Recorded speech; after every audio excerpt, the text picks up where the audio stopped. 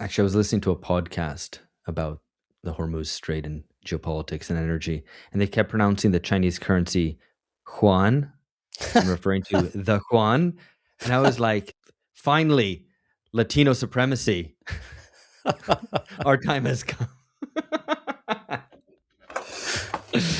It was good. I was like, and these were fairly renowned, well-known figures, actually. I was like, why are you pronouncing it like that? Is this like some sort of inside joke or bet that I had you've to done? put up with this for years with Huawei, which people would pronounce Huawei, Huawei. And I suppose in Latin America, Huawei. Yeah. When all that controversy was raging about stripping Huawei out of 5G and all the rest of it, it just went on for years. And I was like, please, guys, just learn how to pronounce Huawei. Just go Huawei, leave us alone. Anyway, welcome to BungaCast.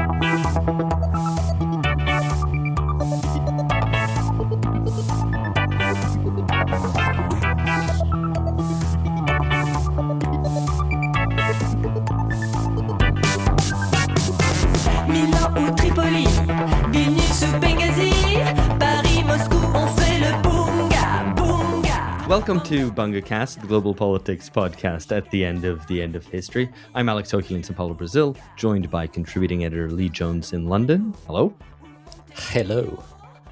Yes, thank you. Hello, and a big hello and welcome back to Benjamin Bradlow. Those who might recognize Ben's voice will have heard him last in about a year ago when we talked about urban power in a planet of slums, on cities and the politics of development, and Ben's excellent book on that matter. And today, what we're going to be talking about, not that relatedly, in fact, is about, the blockade of the Strait of Hormuz, the consequences of that, energy transition, and geopolitics. This episode is actually being recorded on the 21st of May. It'll be coming out maybe a few weeks after when we're recording it. But I wanted to make reference to a recent episode, which if you haven't listened to, I think combines quite well with this one, which was episode 550, The New Dollar Imperialism with Kostas Lapavitsas, where we tested out a little bit of the consequences or the emerging potential consequences of de-dollarization, and the role of dollar imperialism over the whole Iran war. So that's one that's worth listening to, I think, in tandem with what we're about to discuss here. Ben has a new article in Foreign Affairs in May 2026 called The Winners and Losers of the Iran Energy Shock, How the War Created a New Geopolitical Divide. I don't know if I have to set up too much about the consequences of the blockade of the Strait of Hormuz. We've discussed on the podcast the world historic or potential world historic consequences of that. But I mean, if you're not aware, the final ships left to the west through the Strait of Hormuz, more or less, in late February. And the Hormuz weapon that Iran's been forced into gripping is probably not going to be released anytime soon. It's quite happy with the toll booth that it's set up there.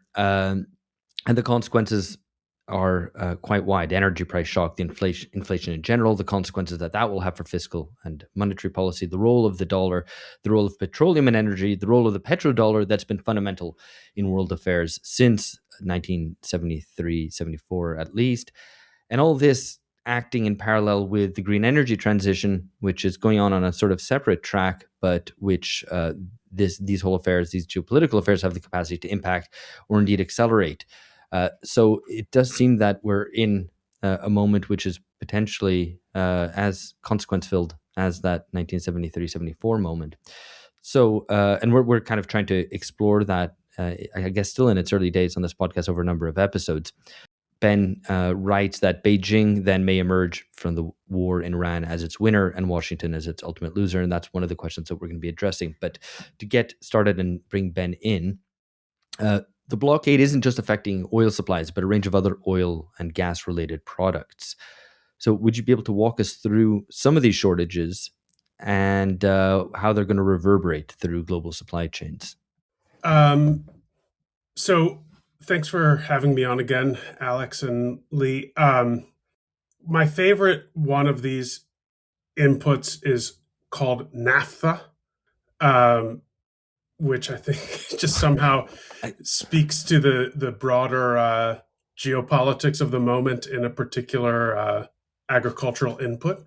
I guess you can judge the geopolitical moment by the new words that you learn along the way. Yeah, exactly. Yeah. Exactly. But I mean, basically, almost everything is made from oil in some way. I'm always reminded, the 70s always loom large, and I'm reminded of this movie from the 70s, The Graduate, which has a famous line where the Dustin Hoffman character, who's just graduated from university, is at a party put on by his parents, and one of his parents' friends says that he should get into plastics, and that's a key thing that's being affected right now. But a lot of agricultural inputs, so people are very worried about not only fuel shortages, but food shortages. I mean, between food and fuel, you're really talking about the basics of life in a lot of ways. Many countries around the world are facing certain, at least partial economic Armageddons. Though interestingly, and I know we're going to talk about energy transition politics in a little bit, I recently learned that farmers in Europe, at least for a little bit, are cushioned from some of this in terms of the agricultural inputs, because the carbon border adjustment mechanism, CBAM, that came into effect earlier this year in Europe, basically incentivized farmers to stockpile a lot of these fuel-based inputs prior to CBAM coming into effect at the beginning of the year. So farmers in Europe actually are a bit shielded compared to farmers in other parts of the world, is this unintentionally. Is this like an accidental bit of kind of foresight and strategic leadership from the EU? No. Yeah. I mean, no, but purely accidentally. File questions to which the answer is obviously no. Yeah, I have to agree there. Yeah, I think that, I mean, just for people that are not aware, my understanding is the reason why this is going to impact food is that nitrogen is a key, is generated as a byproduct of oil refining. This is now not getting through. Therefore, fertilizer is not being produced. Fertilizer prices are going to rise. And I think we see this across a whole range of areas. Food and fuel are obviously the really important ones, but there's many more that people are not aware of. So one is helium gas. This is another byproduct. And helium gas is used as a supercoolant. It's not just used to make your voice nice and squeaky if you inhale from a balloon. It's also used as a supercoolant in the production of semiconductor chips. So this will impact semiconductors, and semiconductors are in everything electronic. So you can see how this is going to reverberate across the supply chains in all kinds of complex ways.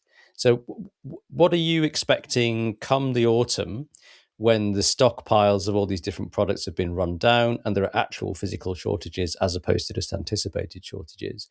What kinds of levels of general price rises do you think that we'll be looking at come autumn? Well, I'm not an economist. And I'm not even sure economists can fully predict those price rises.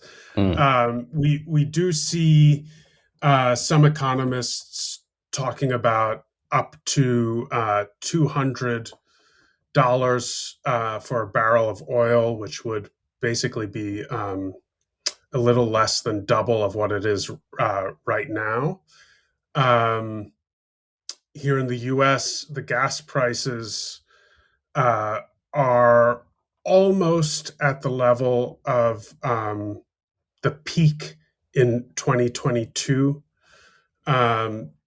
But that would certainly be surpassed um, if this goes on even a month or more. Um, so pretty unprecedented for this century, at least, um, Yeah, for almost and everywhere in the world. I think this is, obviously it's sitting on top of several years of very high inflation. So food price inflation in the UK alone is expected to be 7%. That compounds on top of previous years, so that by the end of this year, we're looking at food prices being 50% higher than at the start of the cost of living crisis in 2021. And that's the UK, where lots of people are actually already on the edge. But obviously, it's a relatively wealthy country. You can imagine how this is going to impact people in developing countries. Yeah, I And mean, you talked about the way that, well, economists are predicting or not predicting this. Obviously, the markets seem not to be I mean, oil and gas futures have not risen in line with what some people are talking about in terms of the energy crisis that is coming. There's a piece by Martin Wolf in the Financial Times in the recent days, which cites the director of the International Energy Agency warning that it's going to be the biggest energy crisis in history. But the thing about that I suppose both economists and sort of political consultants seem to always ignore when they talk about inflation, and inflation coming down is the cumulative effect of it. I yeah, mean, this is even a discussion in Brazil's upcoming election this year, just as an example, where there was very high inflation. And although it's come down, I think that there's an element to which people are willing to grin and bear it under the expectation that prices will then come down. But if they don't, the fact that the fact that the headline indicators are going down, or inflation is relatively low, doesn't mean that people are feeling better off. It just no, means that they're continuing to feel because worse off. you don't get deflation or disinflation. The prices don't go back down again. That isn't what's happened in most of the world, apart from China. China's the only the major economy where deflation is happening. And So this without was a wage major problem for indexing, yeah. this was a I major was just problem going to for say, the without wage Democrats in the indexing, last election in the US, right? Because they said inflation's come down. So inflation's not an issue. It's just a right wing talking point. But if you compound all the inflation, right, inflation coming down just means prices are growing at a slower rate. It doesn't mean that prices have gone down. It was a real yeah. crunch for a lot of people. So how are you anticipating, Ben, governments responding to the price rises? What's your guess? Well, the one thing is there's a kind of like a cliff that we're approaching, because part of the reason why the markets haven't been too disturbed so far is the world is drawing down all of the stored fuel that exists in various parts of the world. But everything we're hearing, particularly from the International Energy Association, which is kind of the key group that monitors this stuff globally, is that those stockpiles are nearing the 0 point, basically in about a month. So there's a kind of cliff where these dynamics could shift quite dramatically. One thing that I think about a lot, and Alex, you mentioned this in your intro to this conversation, is the history of the 70s, because these are really not linear moments, and the 70s it produced qualitative shifts in the energy politics of a lot of countries around the world. One thing that really got me thinking about this dynamic was studying the rise of state-sponsored sugarcane-derived ethanol fuel in Brazil, which was very explicitly a response by the military government in Brazil to the Arab oil crises of the 70s. And I think it was in 1975 that the government in Brazil started a program called Pro Alcohol, which invested in sugarcane-derived ethanol fuel. You are seeing countries like Brazil, like India, already increasing the amount of ethanol that gets mixed in to gasoline. You're seeing more kind of fossil fuel based approaches to trying to deal with this crisis. So, for example, some countries like China have coal-derived synthetic fuel that they're investing in more.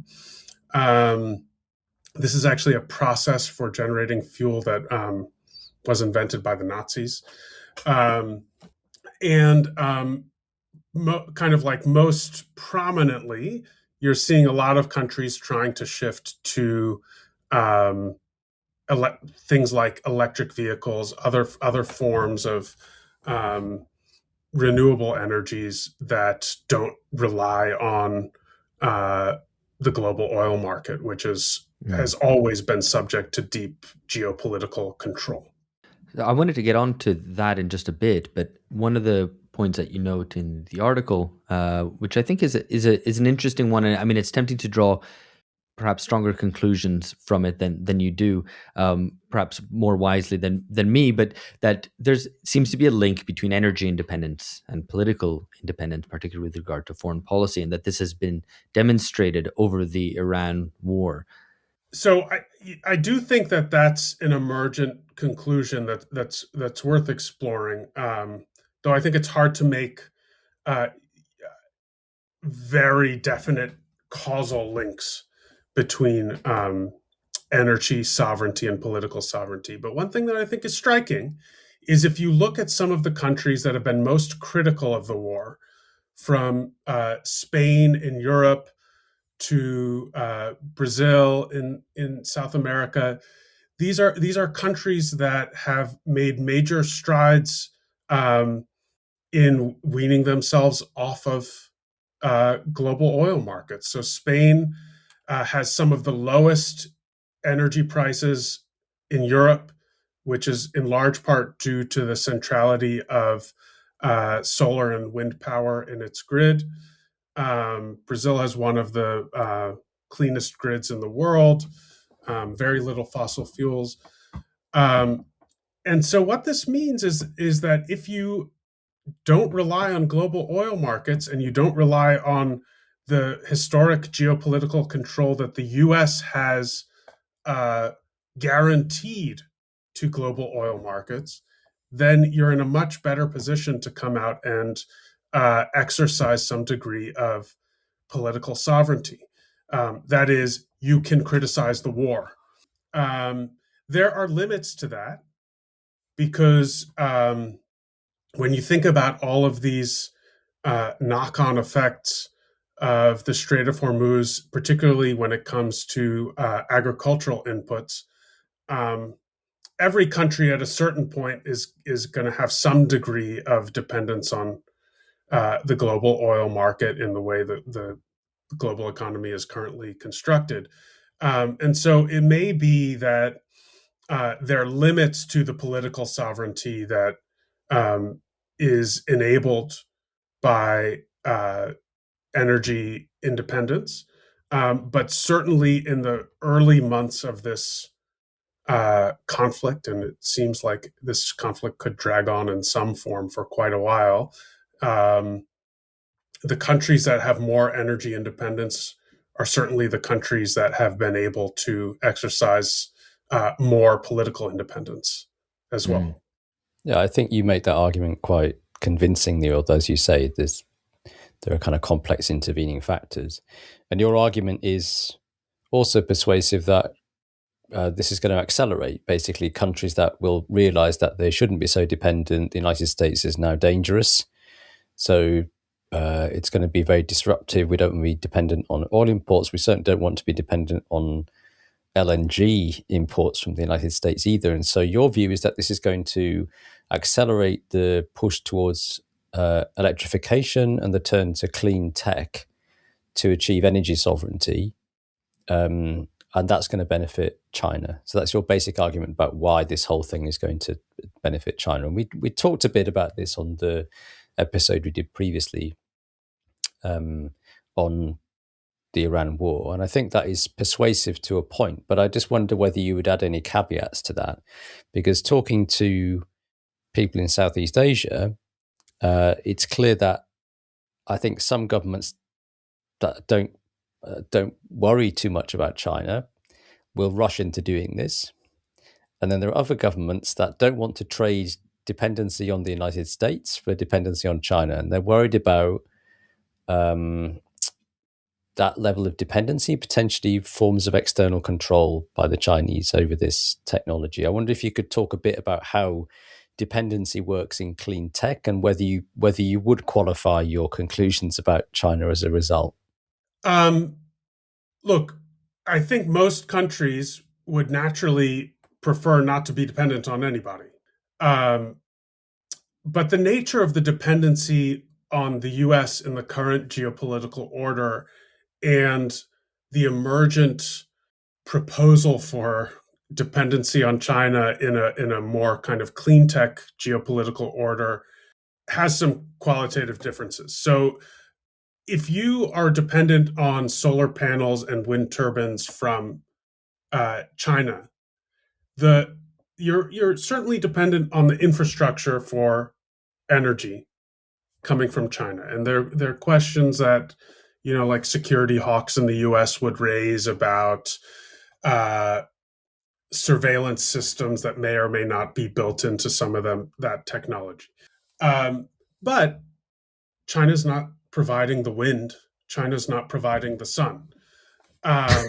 So, the marginal fuel, as it were, for that kind of energetic order is inherently sovereign in a way that reliance on oil from abroad is not. Let me just explain what I mean, because of course you're right about the wind and the sun, but there are cases where there's transboundary sources like the Langsang Mekong River, for example, which China has dammed, and that is affecting downstream states. I mean, that's a very specific case, but also it's not just about surveillance; it's also the possibility of and the reality that there are kill switches inserted into some of these systems. Solar systems in particular have kind of Chinese kill switches built into them. And of course, there's concern around the role of China in nuclear power plants. Now, I accept all of this is kind of egged up and sometimes has no technical basis, but I think there are these concerns, and certainly Vietnam is concerned about these issues, and Thailand is concerned about these issues. So it's not purely a bunch of uninformed war hawks in the Beltway talking about these things. So I just think that's the only caveat I would add to this, is that there are concerns about these technologies. There are concerns about getting kind of drawn into China-centered infrastructure. Could it be kind of transboundary grids? And if you want to maintain sovereignty over your own infrastructure, you have to mobilize quite a lot of cash to do that, to basically co-invest or control it. So you're just getting in Chinese contractors, for example. If you operate on a more like conventional or affordable system of a build, own, operate, transfer model, where the ownership actually is in the hands of Chinese enterprises for quite a long time, then potentially you sacrifice sovereignty over significant parts of your energy infrastructure in order to get that electrification done. So that's all I really wanted to bring out, is that a lot of developing countries find themselves in a bind. So as you say, ideally they don't want to be dependent on anybody, but they don't have a cheap option here whereby they achieve energy independence and autarky. To get Chinese help, that comes at potentially at a price, at the very least price in dollars, and potentially denominated in other ways. Yeah. Just to respond to that, I think those are all great points. And there's a very optimistic view of the China electro tech stack, as it were, that basically sees this as an unalloyed good. And so, but there are differences. So if you look at a country like Pakistan, where there's been a huge uptake of Chinese solar panels in the last kind of like 5 years or so, this has all been consumer led. It's all kind of household solar that's driven all of the uptake, and this has had kind of more ambiguous consequences even within Pakistan. So on the one hand, it's making the electricity usage a lot cleaner. It certainly has kind of pollution effects, um, but it also has destabilized the economics of the grid in Pakistan because a lot of this is off grid.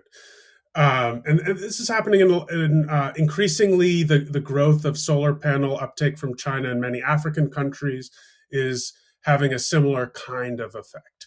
Um, so there is a question of how is electricity going to be organized in domestic economies if they become more reliant on Chinese technology. And in a way, I think that's kind of an extension of the point that you're making, Lee, about kind of kill switches and other kinds of issues that might arise if you rely on the more formalized kinds of engagement with the Chinese renewable tech. Yeah, and just to jump in on this point, the that process of a kind of marketized approach or individualized kind of consumer driven approach where you've got perhaps failing infrastructure, as in places like Pakistan, where they've had massive energy shortages for a long time. And the wealthiest people use market solutions to get their own power. In the past, it might have been diesel generators. Now it's solar panels. So you get the drawing away of the best of the wealthiest consumers away from the national grid, which then reduces the economic viability of the national grid. So that's a significant long range problem in quite a lot of developing countries. And then, just a coda to the Pakistan point is the main way that China has been developing energy infrastructure in this kind of demarketized way is through the Belt and Road Initiative and coal-fired power plants, not electric. So the picture, it seems to me, is quite a complex one. I think it's going to lead to this drive for countries to become more independent, or at least to secure different energy supplies. But that could mean doubling down on fossil fuels, particularly if you've got plentiful supplies of coal domestically, marketized solutions, selling off or allowing China to come in and own and operate and develop bits of your energy infrastructure. It's not necessarily going to lead in any sort of linear way to greater energy independence and sovereignty. Mm. So, I mean, this is all very interesting. I got two or three kind of points or questions that arise from it. I mean, the first is just the drawing away of the biggest consumers from the energy grid, the kind of disaggregation of the energy grid, and therefore ensuing lack of investment, which I suppose you could imagine. You can see its analogs in schooling, for example, right? Sending your kids to private school, and then upper middle class people not wanting to have their taxes go to public schools to improve them, for example. With the energy question, it seems to be like that's given a positive spin in the version of Muskism, basically, as we discussed last month, where you're provided, in quotation marks, energy sovereignty, but on a kind of very individualized basis. So it's not really sovereignty at all. It's kind of a vision of self-reliance. But even in that, you have a kind of dependence on big techs. And because you have to buy in, for example, you have to buy in from some Musk enterprise, for example, some battery storage, right, to store your individualized disaggregated energy production in your home via solar panels. That sort of dependency on the big techs seems to me not just a geopolitical question, as we've been discussing here, but the notion of Chinese kill switches on the solar power, photovoltaics or whatever that you buy from China, seems to be kind of a generalized scenario that's emerging in terms of reliance on big tech, whether they're US or Chinese. That doesn't really lead to a question, or at any rate, it doesn't answer any of the things that we're discussing. But it does highlight the way that this is not just a geopolitical question of the relative autonomy that you gain from dealing with China versus dealing with the US, but seems to be the way that the global economy increasingly works. where kind of the big tech producers build in a sort of form of dependency into what they sell you. The other thing, which I want, and this is genuinely a question, is there for the Southeast Asian countries that Lee mentioned, but it can be others as well, whether there is a trade-off between the reliance on the global oil market, which can fluctuate and comes with it, in certain cases, a certain dependency on the US, or the alternative of clean tech, where yes, you might be dependent on China, but there is a greater degree of reliability, stability, continuity in that relationship that policymakers might opt for. Because at the end of the day, as a policymaker, you're probably quite short-termist, especially nowadays, and you might just go, well, look, it's dependency one way or the other, but let's at least opt for the more reliable partner here than a kind of declining and increasingly chaotic US. Yeah, I think that's a challenge with being too cynical about the Chinese option. Certainly, there's no reason to think that China is kind of a benevolent, a particularly benevolent hegemon in waiting. But the promise that the U.S. made,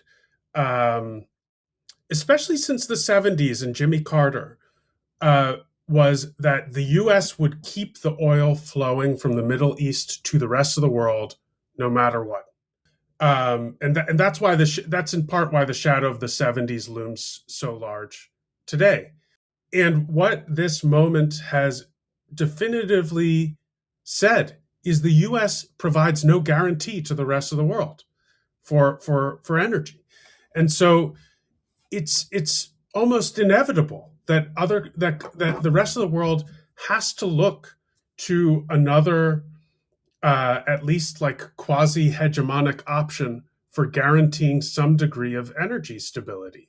And it just so happens that the kind of energy stability that's on offer basically from China is a kind of energy stability that, notwithstanding some a kill switch, China has never exercised a kill switch in its solar infrastructure as far as I'm aware. So this certainly it's a fair hypothetical to raise, but I think in terms of the actually existing experience of using Chinese energy tech,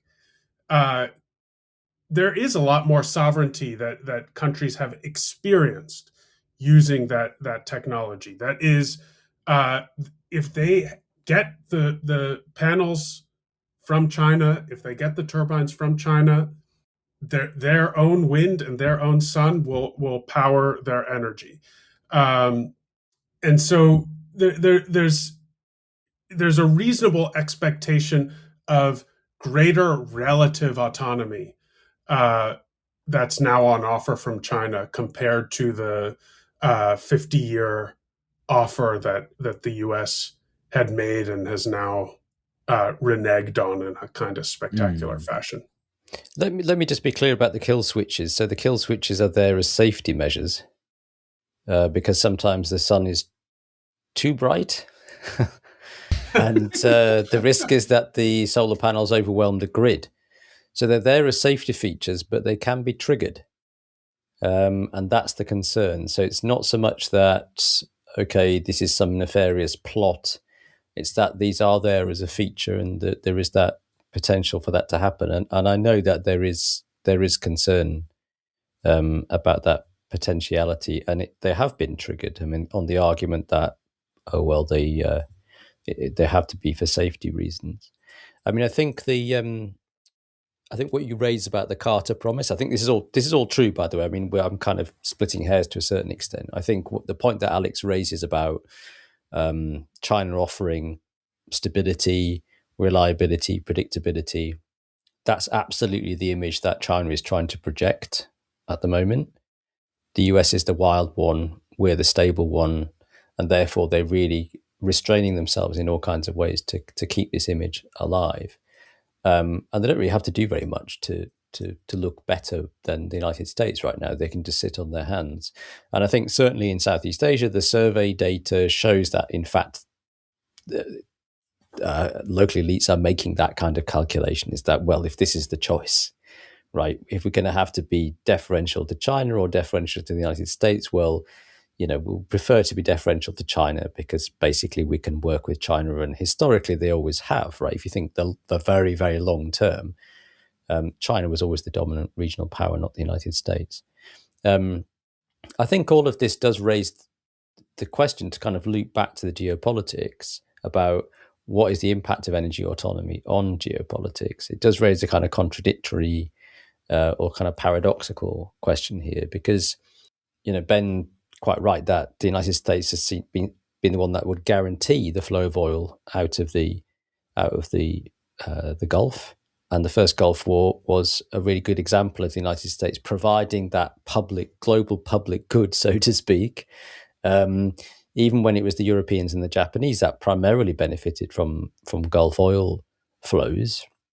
And the Europeans and Japanese helped finance the war and also sent some, kind of other forms of contributions. But we've now reached a situation where the United States is not dependent on Middle Eastern oil, has become energy independent, is a net energy exporter. And I wonder, the basic implication of your piece is that achieving energy sovereignty is a net good, because it allows states to be sovereign and it allows them to speak out against the war and not be subservient to great powers and so on. But in this case, it seems to be that the United States, precisely because it's not going to face blowback from the disruption to oil markets, is emboldened to act in a completely reckless way. Like, this is a war of choice. It's utterly driven by caprice. It's not a war for oil. And Trump ends up in the weird situation where, Hormuz is blockaded by the Iranians and Trump is begging everybody else to come in and sort it out, right? Well, you're the ones that depend on this oil. Why don't you send your troops and your ships to hammer the Iranians and help us defeat the Iranians, right? We're there for you. So there's this weird sort of distortion of the Carter promise, right? Which is that we're doing this for you guys. Why don't you come? It's got nothing to do with us. We're not dependent. And Trump also seems to believe that the war would benefit the United States energy sector. And he says this repeatedly, like, high oil prices is good for the United States because we export energy, which is obviously, that's not actually the case. And we might want to explain why that isn't the case. What sense do you make of all of this? Like, first of all, is there a straightforwardly positive link between energy sovereignty and sort of good foreign policy? And then what sense do you make of Trump's understanding of energy and the impact that this war is going to have on the position of the US energy sector specifically? Well, the US is totally paradoxical in this one because basically the war in Iraq was kind of at the very beginning of the fracking boom that helped unlock all of this natural gas that has helped make the US a net exporter. And, that was in part because of oil. So is the US starting wars because it needs oil or because it has too much oil? Like, I don't know. It's starting wars in either situation. But one thing that I think is striking, and it is also somewhat paradoxical here, is sure, Trump could make the argument that high oil prices are good for domestic oil producers in the U.S., and maybe that's not actually true. But the U.S. hasn't yet restricted export, and if Trump really wanted to deal with the gas prices in the U.S., which is basically his most immediate political vulnerability, he could restrict the exports and at least put a cap on prices. So in a way, he's still trying to have the U.S. help stabilize global oil markets, even as he does his best to destabilize global oil markets. So I'm just kind of raising these as tensions that I can't fully reconcile myself. But I'm not sure he's fully figured out how to reconcile those things. No, I don't think he's got the slightest clue. Hello, friend. You've reached the end of the free part of the episode. Well, we put out 2 entirely free episodes a month. The rest is for subscribers. For access, please join us at patreon.com/bungacast. For $7 a month, subscribers receive episodes with the entirety of the BungaCast cast. That's George Hoare, myself, Alex Hochuli, and our contributing editors, Philip Cunliffe, Lee Jones, Amber Lee Frost, Catherine Liu, Alex Gurevich, Ryan Zickgraff, and Lee Phillips, as well as a huge number of guests. In 2026, our priorities are to explore the following themes: emerging state capitalism, war and militarism, political recombinations and new revolts, irrationalism and unfreedom and how to challenge these ideas, and the pre-political, or the social bases on which politics may be built. We'll also be exploring these themes through the BungaCast Reading Club, through a selection of classic essays, book chapters, films, and academic articles. If you sense history accelerating but feel that we have no control over events, then join us as we try to find political clarity to move beyond the decadent age of Bunga Bunga.